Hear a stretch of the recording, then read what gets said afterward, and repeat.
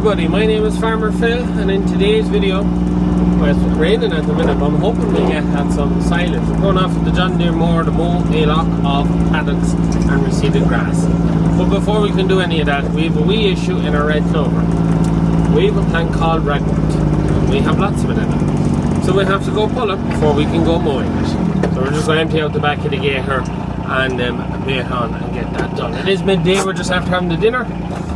I should have started filming earlier. We're moving up stuff where Father Phil is going drying grain for most of the week for a customer. Hopefully the last time the grain dryer ever has to be moved, we get stuck in here and then people can bring grain to us if they want to try it. But yeah, quite tired. We had a wedding over the weekend, cousin got married, and it was a great time, but I'm still recovering from the tiredness. I don't sleep enough to get over, but yeah, super time. So congratulations to Andrew and Siobhan. Super wedding. And then we also have our builder here and the chickens. He's about to dismantle the bin. So the old bin sitting over there, that's coming down there now. So are we going to film that coming down? Yeah, it might make a good thumbnail. So yeah. So Father Phil has the old bin sold. We've no interest in keeping it or using it because it's too small. It's about 12 foot, 14 foot wide.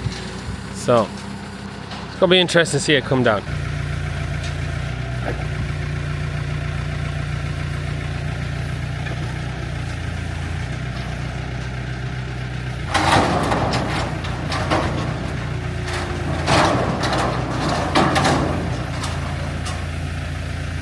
And now we have a flying saucer.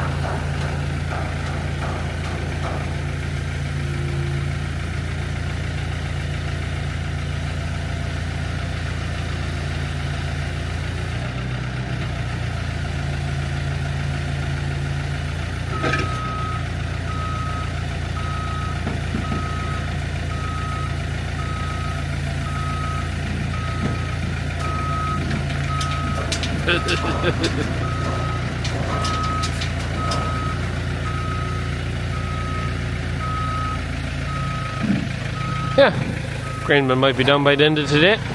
Anyways, we're not keeping it. It says too narrow to do it. It's too small to do anything with. It's a very small grain bin in the grand scheme of things. So we'll head off. So we're just in the field here, and you can see this lovely yellow flower. Well, that lovely yellow flower is a thing called ragwort, and that is poisonous to cattle. Now cattle, when they are grazing a field, they'll graze everything, they won't eat this. Now sheep will eat ragwort when it's in its earlier stage before it goes to stem elongation and to flower. But the problem is, you make silage, there's too much of that in it, your silage becomes poisonous to cattle, causes liver failure, and it's extremely poisonous to horses. And our red clover is not great with it. And also the docks also has become a big issue this year. This is the first year where the docks have been an issue. And you can see some red clover in it. But our problem now is, well, it's not really a problem, but we're going to pull the ragwort out of it. But next spring we're going to have to spray the field for the ragwort and for the docks. And in doing so, we're going to kill the red clover. So the field will no longer be a field of red clover, but we have got her for 4 years out, I think now, maybe, hopefully. So yeah, it's a little bit disappointing. You'd like it to go on a bit longer. Maybe with the seed, because this should have been cut maybe 2-3 weeks ago. We'll have a lot of red clover that's gone to seed. So you can see the seed head there. So I mow that and trash that. All them wee seeds are going to fall on the ground, and it may rejuvenate itself in time, or a little bit. But yeah, we got to pull as much of this, all this ragwort as we possibly can. Thankfully it's not that big a field. Yeah, it is a right pain in the hole, but it has to be done. And we have no idea where the ragwort came from. There was no ragwort in this last year, no ragwort in it before we reseeded it. And all of a sudden now there's a heap of ragwort. So it is frustrating, and it's hard to know exactly where it came from, but it is what it is. It's the joys of farming. So anyways, on the gloves, we get pulling. This is a nightmare. We have a lot pulled, and we have a lot more to do. There's like bloody 3.5 acres in the field, but it's just, when you actually start walking through it, we've a ring not quite fully around it done. That has worst over that side. I don't know, let me know in the comments. There's a building that was built on this bit of ground here, and would old dormant seed be disturbed from doing that and then spread out on the land? Because we never had it here, and usually with your ragwort you have a rosette stage, and then the following year then it goes up, but I've never seen any rosettes, and there's just such a quantity of it here. I'm kind of very baffled as to how all of a sudden it's got so bad. Usually you see a little bit and a bit more, but just now it's like everywhere. So we kind of run out of time, so I want to go and get the other bits of mowing I want to do done. There's 2 paddocks need to be mowed. Liv is driving. There's 2 paddocks that need to be mowed, and then I have the reseed that we sowed. That wants to be mowed as well. It's about 4 acres, and that plan was to mow this as well, but I thought, oh sure, now we're out here, should knock a lot of it, but that's not the case. We're going to have to get a lot more help and try and get it done, hopefully by the end of the week, because it needs cutting. It's gone too strong. So yeah, I was just baffled. Let me know in the comments what causes ragwort to just come out of nowhere, because like there was never any sign of it here before, and the fields in there, there's none. The field across the road, there's none. Neighbours' fields, none. We'll try and get back up maybe tomorrow or the next day with some more help. And it is raining, so I think that's going to put the mowing off. Yeah, the kibosh on the mowing for today. We're not overly busy, bit slurry going on, getting ready for reseed instead of this grain dryer. I was like, I'd get a lot of paddocks out of the way now before a bit of silage on for the end of the week, whole crop as well. We have the whole crop header serviced up and harvested ready to rock and roll from yesterday. But that rain is probably the kibosh. Father Phil was gone spraying. You know, he's a good half an hour away with the sprayer, so fingers crossed it's not falling where he is, or it'll be a bit of a balls, to say the least. So fingers crossed, babies. We'll go home, we'll have a drink, and then we figure out what we're going to do. I was going to be mowing the paddock in there, but yeah, it's only getting heavier too, so that's probably the mowing. Yeah, that's the mowing finish for today. It's 4 o'clock now, so yeah. So the grass there wasn't even the grass there was, yeah, no mowing today. Lovely! I don't think we've showed you yet, but you can see our pea hen and our only pea chick that hatched. Well, the white hen had 5 chicks, but they all disappeared. But she appeared with 1.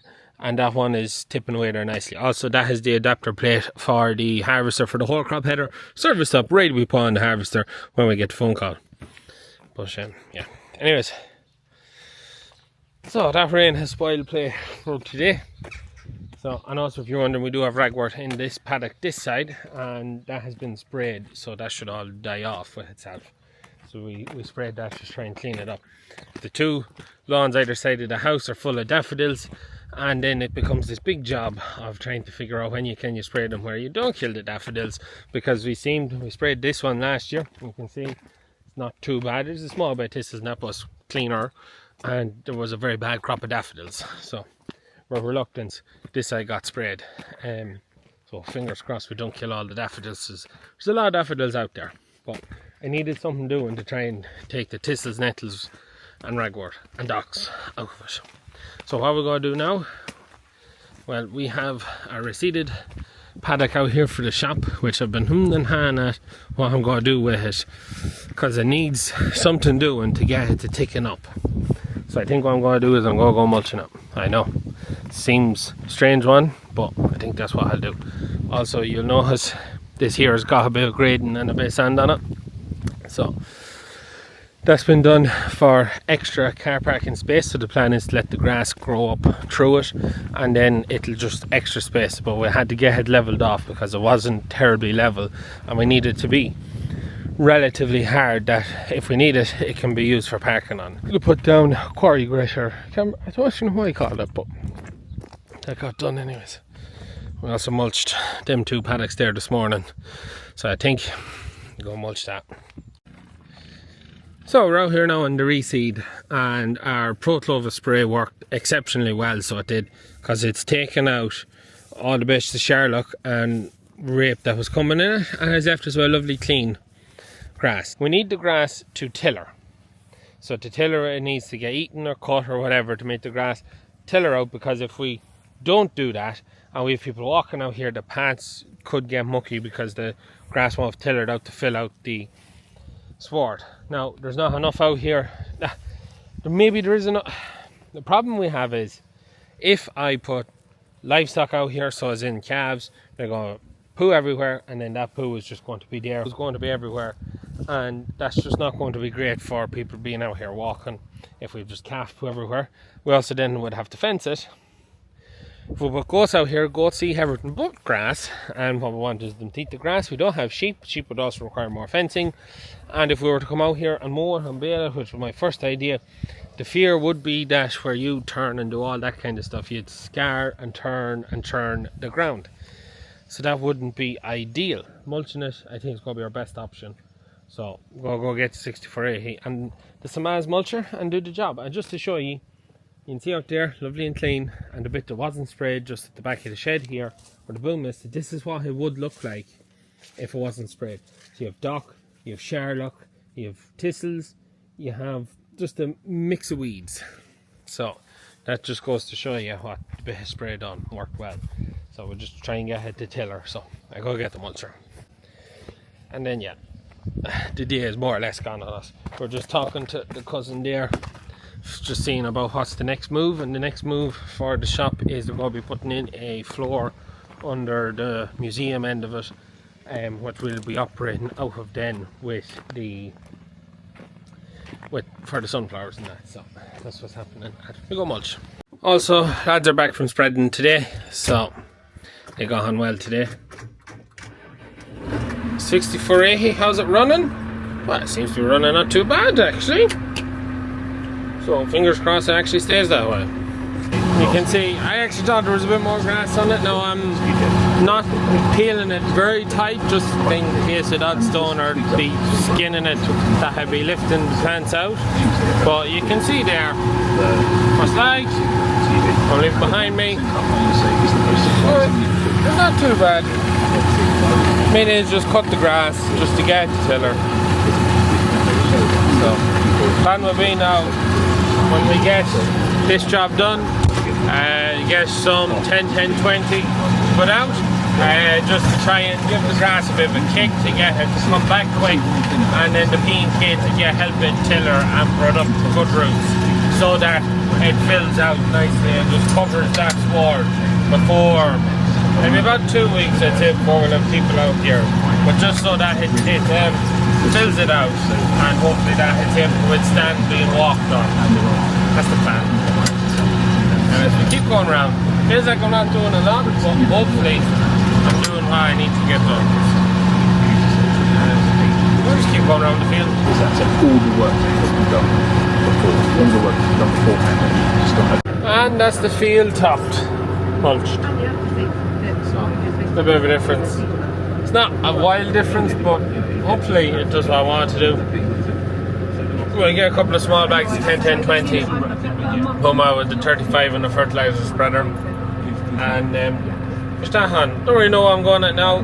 Probably going off with Father Phil to finish setting up the grain dryer where he's going to be drying grain for the next couple of days. And the pair of lads have started spreading sorry for ourselves. They're emptying out the store from the last day they were drawing in, give it a silage ground covered, and Father Phil's just back from spraying. So we'll see what the crack is, but yeah, definitely I'd like to go mowing, but it's just hard to know. Don't think it's just dried off enough. It's quite dull, but there is a good breeze on. Probably leave it till tomorrow, I'd say. I wrap pit silage tomorrow as well, so that mightn't even happen. And that leaves it to Thursday, Friday, bale it Saturday. We're good till Saturday anyways with dry weather. So anyways, we keep going. I left my camera in the Jeep, as you do. So I'm bringing the grain dryer with Haver spout twisted around to the front, so it's out of the way, and yeah. We have a bit of a drive ahead of us now. Can't go overly fast with this machine because it's much as it's meant to be moved, it's not very movable. If that makes any sense. So Father Phil's going to be driving behind me, and yeah, not particularly looking forward to this run. It's just big and awkward. That's really it. It's not. I suppose the one thing is it's not overly wide. In the grand scheme of things, it's. I've travelled with much wider equipment. You know, it's just big. That's all. It's just big. Like just double check. No, they're in pins. That was what I can do. Anyways, yeah, let's get this moved. When we get moved, then we have to set it up. So we have to swivel the spout, we have to put on the intake auger and get her all set up. I was hoping Father Phil would do this bit, and I could just dawdle along behind him in the Jeep. No, I'm getting shafted. Anyways, we'll be on.